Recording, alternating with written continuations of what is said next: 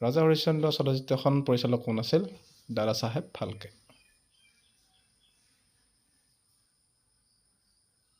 উগাদি উৎসৱ কোন ৰাজ্যত পালন কৰা হয়?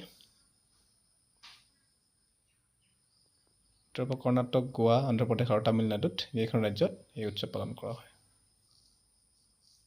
ভাৰতৰ স্থানীয় স্বায়ত্তশাসনৰ পিতৃ বুলি কাক জনা যায়?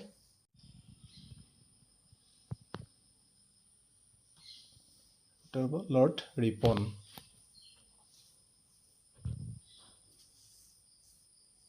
মহাত্মা গান্ধীক পোনপ্ৰথম বাৰৰ বাবে জাতিৰ পিতা বুলি সম্বোধন কোনে কৰিছিল? সুভাষ চন্দ্ৰ বসু। প্ৰথম ঘূৰণীয়া মেজমেল কেতিয়া বহিছিল? 1930 চনত। ছফিয়া কোনখন দেশৰ ৰাজধানী?